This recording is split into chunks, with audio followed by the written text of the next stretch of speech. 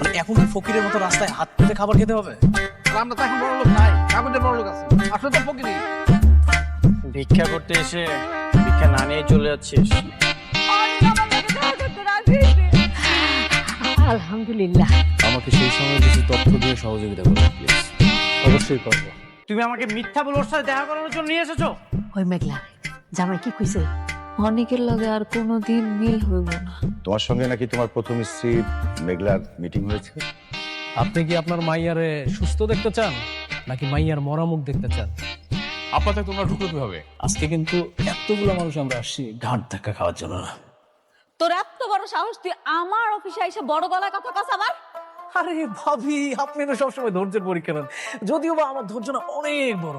আজকে কোনোভাবেই আমি কন্ট্রোল করতে পারতেছি না। কি করি আচ্ছা, মেন বিষয় আসি, তাই না? এই আলতাশ ভাই, আপনি দাঁড়াইছেন কেন? বলেন। সেদিনই আমার সন্দেহ হয়েছিল, শাকের সাহেবের মতো একজন ভদ্রলোকের মেয়ে এত বেয়াদব হয় কি করে। আসলে বস্তির থেকে আসা মেয়ে তো এরকম তো হবেই। আলতাফ সাহেব, আপনি কিন্তু আপনার সীমা ছাড়িয়ে যাচ্ছেন। হ্যাঁ, আপনি ম্যাডামকে যেভাবে অপমান করে কথা বলছেন, আপনি জানেন না যে আপনাকে এখানে কি করতে পারি আমি। আরে রমজান সাহেব, আপনি না সবসময় শুধু উত্তেজিত হয়ে যান। আপনার বয়স হয়েছে, বিপি লো হয়ে যাবে। আচ্ছা শুনেন, আপনি কাকে ম্যাডাম ম্যাডাম বলতেছেন? ও একটা বস্তির মেয়ে।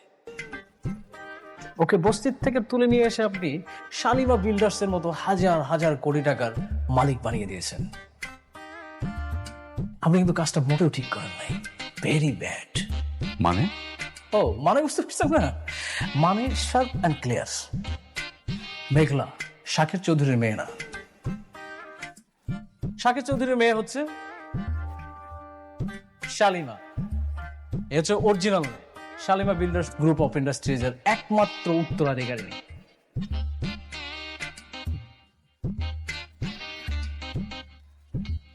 আর আপনি যাকে এখানে নিয়ে এসেছেন সে একজন ফেক, নকল, টাকার লোভী। হাজার হাজার কোটি টাকার লোভ সামলাতে পারেনি, এসে চেয়ারে বসে পড়েছে। রাতুল সাহেব, আপনার যে কি প্রমাণ আছে? Nice question. প্রমাণ, তাই না? হাজার হাজার কোটি টাকার মালিককে নিয়ে প্রশ্ন, তাহলে তো প্রমাণ ছাড়া আসা যাবে না। তাহলে তো মনে হয় এটা প্রমাণ ছাড়া আসলে বিগ মিস্টেক, তাই না? ঠিক বলছি। আমরা তো প্রমাণ ছাড়া আসিনি, প্রমাণ আছে। এই আপনি একটু বলুন না প্লিজ। আমি সেদিন মিথ্যা কইছিলাম। আসলে আমি বাচ্চা তুলি কইরা বস্তির পেছনে রাইখা যাইনি, টাকার বিনিময়ে বিক্রি করছি। হাত সেই মাইয়া এইটা। তাহলে সেদিন কেন আপনি মিথ্যা বলছিলেন? আপনি বলেন নাই আপনি বস্তির পাশে রেখে আসছেন? আরে ভাবি, আপনি এই সামান্য জিনিসটা বুঝতে পারছেন না। সে কেন মিথ্যা কথা বলছে? টাকার জন্য। তার তো টাকা নিড। সে টাকা পেয়েছে, আর তো সে ওই বাচ্চাটাকে তো বিক্রি করেছে। এখন যদি সত্যি কথাটা বলে দিত, তাহলে ওই বাচ্চাটাকে তো আর ফেরত দেওয়া সম্ভব ছিল না। তাই মিথ্যা কথা বলেছে। কিন্তু আমি তো জানি আমার বাপ মা কখনো আমার লগে মিথ্যা কথা কইবে না।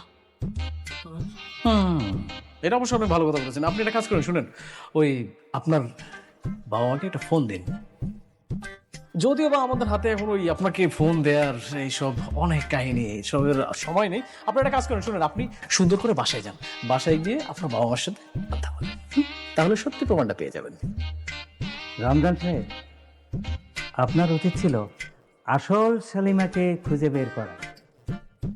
তা না করে আপনি কি করেছেন? বস্তি থেকে একটা মেয়ে ধরে নিয়ে আসছেন। কাজটা কি ঠিক করেছেন? সরি, আমি বুঝতে পারিনি। কিন্তু এখন যে উনি সবই সত্যি বলছে, এটা আমি কি করে বুঝবো? রমজান সাহেব, আপনি তো একজন শিক্ষিত মানুষ। মানুষটার নিজ মুখে তার কনফেশন দিয়েছে। সে কিভাবে বাচ্চাটাকে নিয়ে গিয়েছিল, কোথায় রেখেছিল, আবার কোথা থেকে আসলো, ক্লিয়ার। এরপরে তো আর প্রমাণ লাগে না। এখন একটা কাজ করুন, শুনেন, যে অরিজিনাল মালিক তাকে তার জায়গা বুঝিয়ে দেওয়া হোক। ম্যাডাম, সেদিন যদি আপনার বাবা মা সত্যি কথাটা বলতেন, তাহলে আজকের এই ভুলটা হতো না। আপনি এক কাজ করুন, আপনি দায়িত্বটা ছেড়ে দেন, আপনি চলে যান। প্লিজ। ম্যানেজার আঙ্কেল,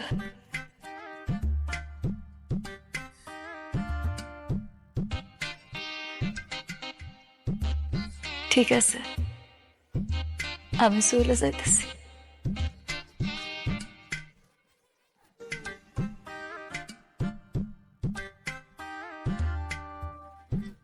আপনি যান, আপনার জায়গায় বসেন।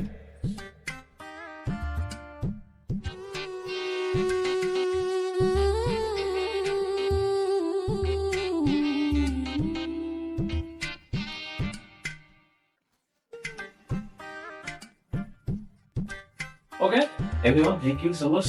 আপনারা আসতে পারেন, আমাদের কিছু প্রাইভেট কাজ আছে।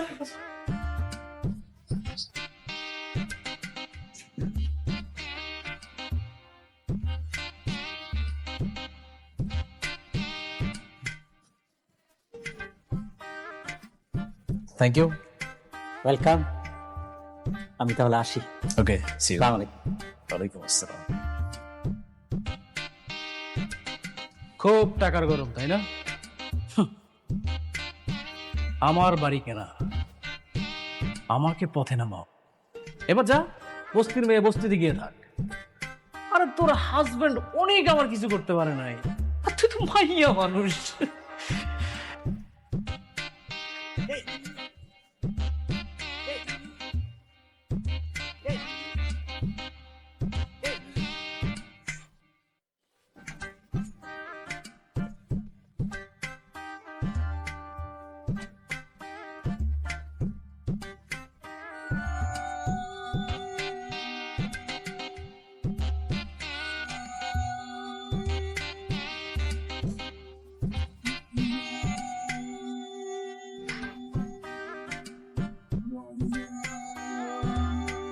কিরে মা, কিসে কান্দছিস কেন?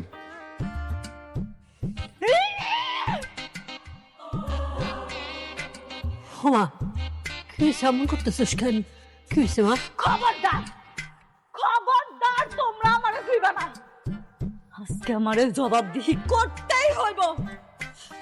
আমারে জবাব দাও তোমরা। কেন মিথ্যা কথা কইছো আমার লগে? কেন করছো এমন? হ্যাঁ, আমি তো বস্তির মাইয়া মেঘলা ছিলাম। কেন আমার মিথ্যা স্বপ্ন দেখাইয়া ওই রাজপ্রাসাদে পাঠাইছো তোমরা? কেন কইছো আমি শালিমা?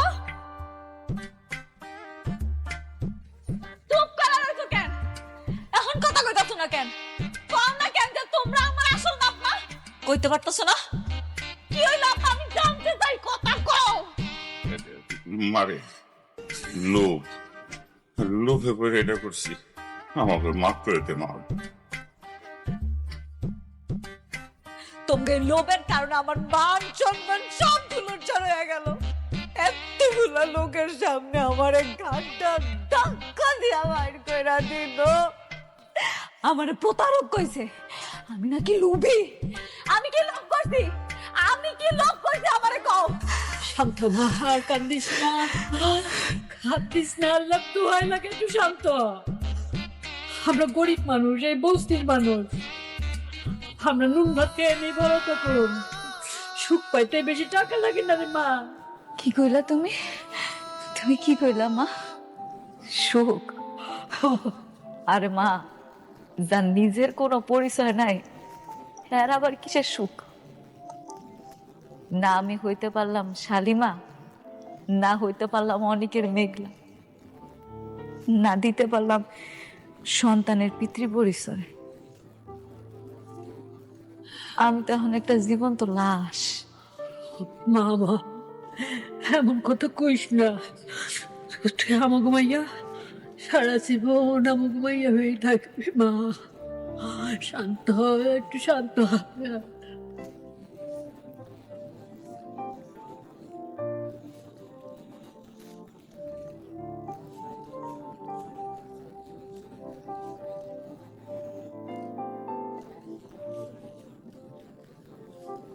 ভাগ্য গুনে পাইলাম তোমায়, ভাগ্যে তো আর রইল না। দুঃখে আমার বুক ভেসে যায়, সুখের দেখা হইল না। তবু আমি তোমার আশায় কাঁদি দিবারাত রোজ। সুখে থেকো ভালো থেকো গরি ঘরে রাজপুত্রে ও সুখে থেকো ভালো থেকো গরি ঘরে রাজপুত্রে।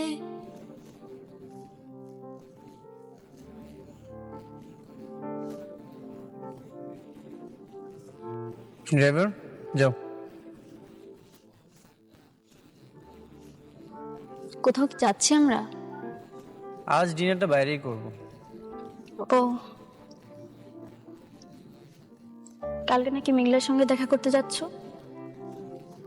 মেঘলার সাথে দেখা করতে যাব কেন? শুনলাম বিজনেসের কারণে নাকি নতুন করে মিটিং করছো ওর সাথে। কে বলেছে? সাব্বির। কেন ভুল বলেছে? না, ঠিকই বলেছে। আজকাল দেখছি ঘরে বাইরে সব ইনফরমেশন সাব্বির তোমাকে দিচ্ছে। এতে তো দোষের কিছু নেই। দোষের কিছুই নেই। বিজনেসে অনেক সময় মুখোমুখি হতে হয়। হ্যাঁ আমি জানি দেখা হতেই পারে। ভেবেছিলাম তোমাকে আটকাবো, কিন্তু দেখো আমি তো সেটাও পারবো না। কারণ যে মেয়ের কখনো সন্তান হবে না, সে মেয়ে চাইলেও স্বামীর উপর সব ধরনের অধিকার দেখাতে পারে না। ঠিক আছে, তোমার যা ইচ্ছে তুমি তাই করো, শুধু একটা কথা মনে রেখো, বৃষ্টি নামে একটা মেয়ে তোমাকে প্রচন্ড ভালোবাসে, তাকে কখনো কষ্ট দিও না।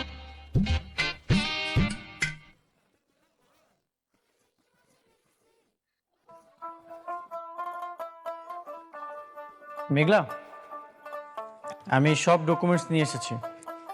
এটা নিয়ে কি আমি তোমার সাথে কথা বলবো নাকি তোমার ম্যানেজারের কাছে যেতে হবে?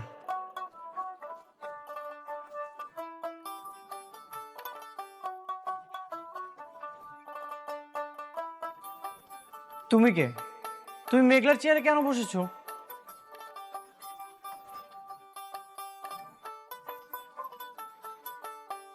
আমি শালিমা চৌধুরী, শাকের চৌধুরীর একমাত্র মেয়ে। আপনি আমাকে তুমি করে বলছেন কোন সাহসে? কে আপনি? আমি মেঘলার হাজবেন্ড অনিক চৌধুরী, আর মেঘলা হচ্ছে এই কোম্পানির ওনার। তুমি কে? তুমি মেঘলার চেয়ারে কেন বসেছো? মেঘলা? কে মেঘলা? কি সব জাতা বলছেন? আপনি বের হন। Security guard! আরে কি করতেছো?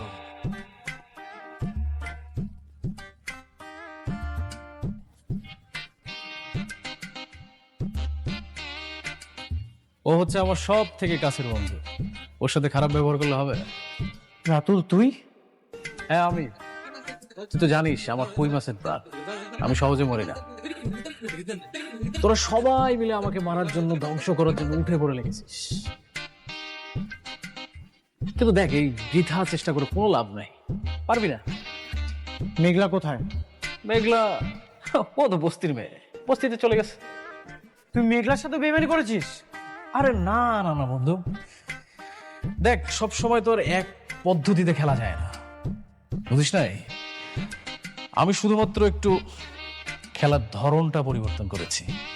খেলার ধরন পরিবর্তন না করলে তো খেলাটা জমবে না। আমি তোকে খুব ভালো মতোই চিনি। নিশ্চয়ই তুই মেঘলার বিরুদ্ধে কোনো ষড়যন্ত্র করে ওকে এখান থেকে বের করে দিয়েছিস। অবশ্যই ষড়যন্ত্র করেছি, কারণ মেঘলা একটা খারাপ মেয়ে, লোভী। এতদিন শালিমা বিল্ডার্সে একটা ফেক মালিক হয়ে কোটিপতি গেছিল, কিন্তু এই যে এখন দেখ অরিজিনাল মালিক আসছে, এসবকে ঘাট ধাক্কা দিয়ে বের করে দিছে। আমি বিশ্বাস করি না।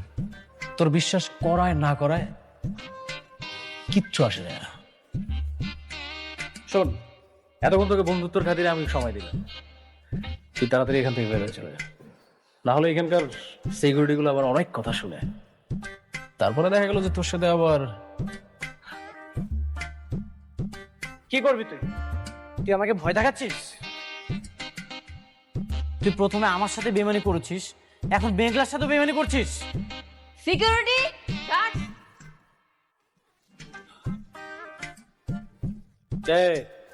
তোমরা কিচ্ছু করো না, আমার বন্ধু, বাল্যকালের বন্ধু, ওর অনেক জ্বালা পড়া হচ্ছে, ও একটু জ্বালা মিটাচ্ছে। বন্ধুর সাথে বন্ধু জ্বালা মিটাবে, এটা খুব স্বাভাবিক। নে বন্ধু তুই নে, টু বি কন্টিনিউ। তোর অনেক বার বাসছে, একবার শুধু প্রমাণ করতে পারি, তোকে এই 4 তলা থেকে লাথি মেরে নিচে ফেলে দিব, আর সেদিনই তোর দিন শেষ। ও বন্ধু আমার শুধু খেপে, হ্যাঁ? তুই ভিপি লো হওয়ার ওষুধ খাইস, নাহলে স্টক করবি। আচ্ছা ও আপনারা আসেন।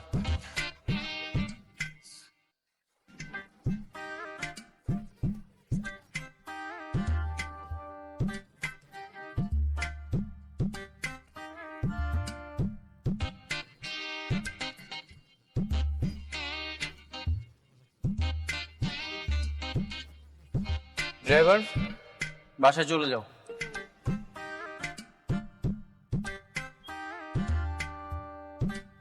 শোনো, ওই আমি তাহলে দোকান দিকে যাই, আর ওই মেঘলা দিকে একটু খেয়াল রাখো। কইতে হইব না তোমারে, আমি ওর মা না, সারাক্ষণ মাইয়ারে চোখে চোখে রাখি।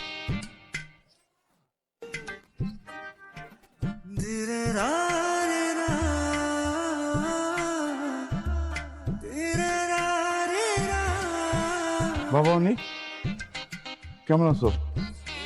কতদিন পর তোমার আমার ভাঙ্গা বস্তি চাইলে না? বসো বাবা। মেঘলা, মেঘলা, মা দেখে যা কে আইছে।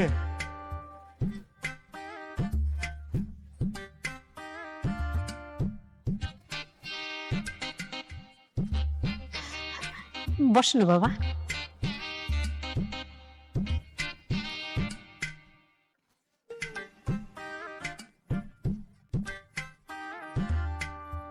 তোমার অফিসে গিয়েছিলাম, সেখান থেকে সরাসরি এখানে আসলাম।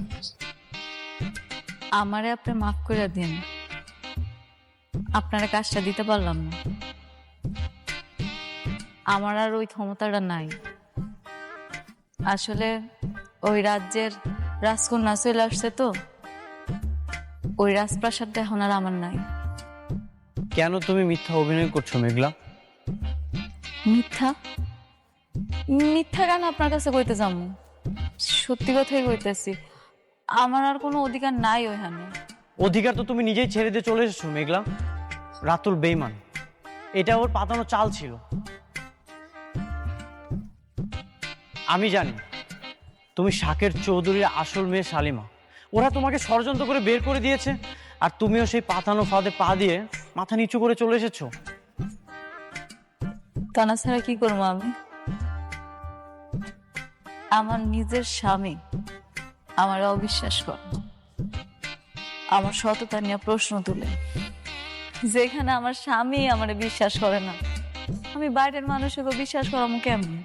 এটা কি সম্ভব? আর তাছাড়া তারা ভুল কিছু কয় নাই। আমি আসলে আসল শালিমা না। আমার আম্মা আব্বা স্বীকার করছে আমি নাকি হ্যাঁ গো আপন সন্তান। আমি শাকের চৌধুরীর মাইয়া না। মেঘলা ঠিক কইছে বাবা, ও আমাকে মাইয়া, ওরে আমরা কুড়াই পাই নাই। কেন আপনারা আমার সাথে আর প্রকৃতির সাথে মিথ্যা কথা বলছেন? আপনারা কি চান না মেঘলা তার হকের সম্পত্তি ফিরে পাক? না না না, আমরা চাই না। মেঘলা আমার সন্তান, আমার কাছে থাক। চাই না ওই রাজপ্রাসাদ। আব্বা এগুলো তুমি কি কইতাছো? তার মানে অনেক যা কইতাছে এই সব কিছু সত্যি? আমি তাহলে আসল শালিমা? এই কোটি কোটি টাকার সম্পত্তি সব আমার? জানি না, আমি কিছু জানি না। আপনারা কিছু না জানলেও আমি সবকিছু জানি।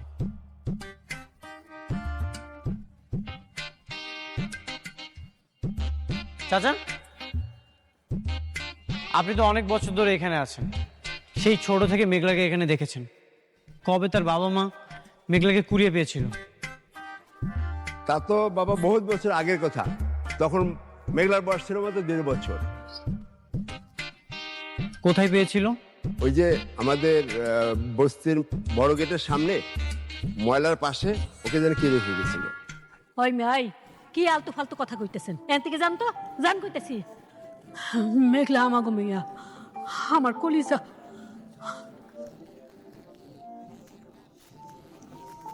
সত্যি কখনোই ঢেকে রাখা যায় না।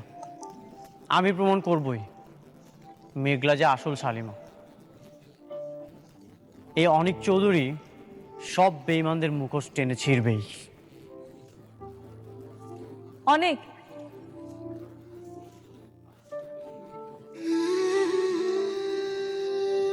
আপনার কাছে একটা অনুরোধ করে রাখবেন, একটু পরে সন্ধ্যা নাই মাইব, আজকের রাতটা আপনার আমগুলোকে একটু খান। আমি রান্না করছি, অনেক দিন আপনারা নিজের হাতে খাওয়াই না। আজকে যদি আপনি আমার সাথে খান আমি খুব খুশি হব। আমার কাজ আছে, আমাকে চলে যেতে হবে। ব্যবসার কাজ তো সারা জীবন করা যায়, কিন্তু আজকের এই দিনটা চলে গেলে আমি কোটি টাকা দিয়েও এই দিনটা ফেরত আনতে পারব না। অন্তত পুরনো ভালোবাসার মায়া আজকে রাতের খাবারটা খাইয়া যান।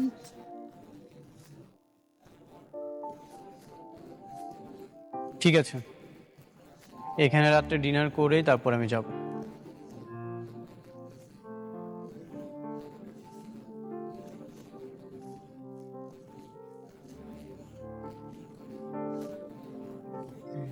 জামাইরে একটু ভালো মন্দ খাওয়াইতে হবে, বুঝছো? আমি একটু বাজারের দিকে যাই। বাজারে যাইতে হইব না, রান্না তো হইছেই। আর ফ্রিজে মুরগির গোস্ত আছে, ওইটা রান্না করি। আচ্ছা তাই করো। আর শোনো, ওই যে তুমি একটা স্পেশাল বাদামে ভর্তা করো না, হ্যাঁ, ওইটা কিন্তু কইরো, জামাই কিন্তু পছন্দ করে। করুন নে।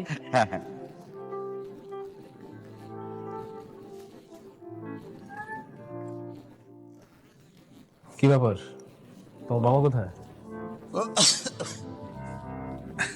আসছো? তারপর বলেন কেমন খেলা দিলাম? তুমি তো সবসময় ভালোই খেলো। আপনি একটা জিনিস খেয়াল করেছেন আঙ্কেল, ওরা আমাকে বাসা থেকে বের করে দিয়েছিল, আর আমি কিছুদিনের মধ্যে ওদেরকে পুরো কোম্পানি থেকে বের করে দিয়েছি। সেইটা ভালো করছো, কিন্তু বাবা তুমি তো আমার শান্তার এই শালিমার বানাইতে পারতা, শুধু শুধু বাইরের একটা মেয়ের। কি যে বলেন না আপনি আঙ্কেল, সবাইকে দিয়ে আসলে সবকিছু হয় না। হ্যাঁ তা অবশ্যই। আচ্ছা শোনো, তুমি কিন্তু রাতুল বাবাজির সব কথা একদম অক্ষর অক্ষরে মাইনা চলবা, ঠিক আছে? এমন আবার করো না যে ওই যে তোমার ওই যে ধন সম্পত্তির অহংকারে আবার অহংকারী হয়ে যাও না, বুঝতে পারছো? এই আপনি অনেক বেশি কথা বলেন, এবার বেশি কথা বলে আপনার খবর আছে। আচ্ছা সরি। এই শুনুন, আপনার ওকে সম্মান দিয়ে কথা বলবেন। হ্যাঁ, আর শুনো, তোমার যদি কোনো কিছু প্রয়োজন হয় তাহলে ওই যে ওনার মামে আছে, বললেই নিয়ে এসে দিবে। কেন, ওনারা কাজের লোক? রাতু, উনি কি বলছে এসব?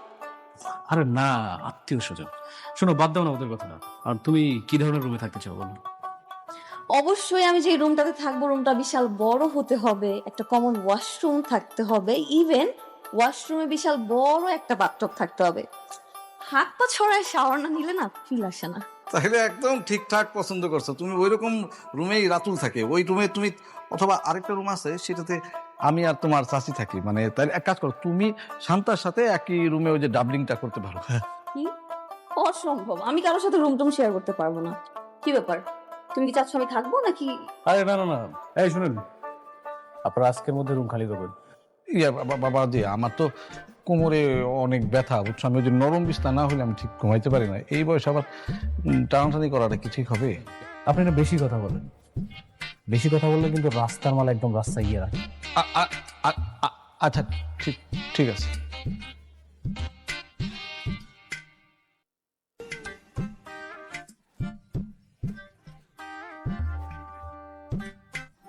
আমি দিতেছি, তুই জামাই পাশে গিয়ে বল।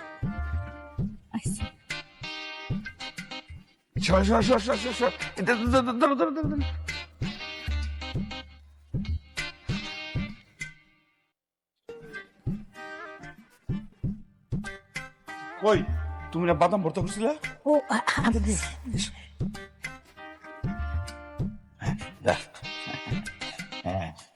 এই যেটা বাদাম ভর্তা। আপনারা এখানে বসেন, এত কিছু করার কি দরকার ছিল? কি যে কও না বাবা, ওই আর তোমারে খাওয়াইতে পারি, তুমি তো ওনার হই না। আপনারা এখানে বসেন। না ঠিক আছে, চল।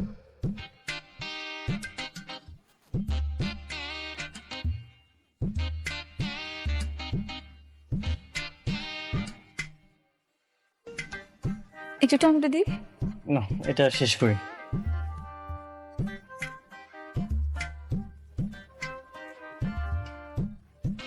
তুমিও নাও। না, আমি এখন খাবো না, পরে খান। আপনি খান। বাবা, বস বস বস, আয়। তোমার সাথে অনেকের কোনো কথা হয়েছে? ওকে তো ফোনে পাচ্ছি না। না, আমার সাথে কথা হয়নি। তোমার সাথে কথা হয়েছে সাব্বির? না, আমার সঙ্গে তো কথা হয়নি। কি বলো? এতবার কল দিচ্ছি, কল তো রিসিভই করছে না।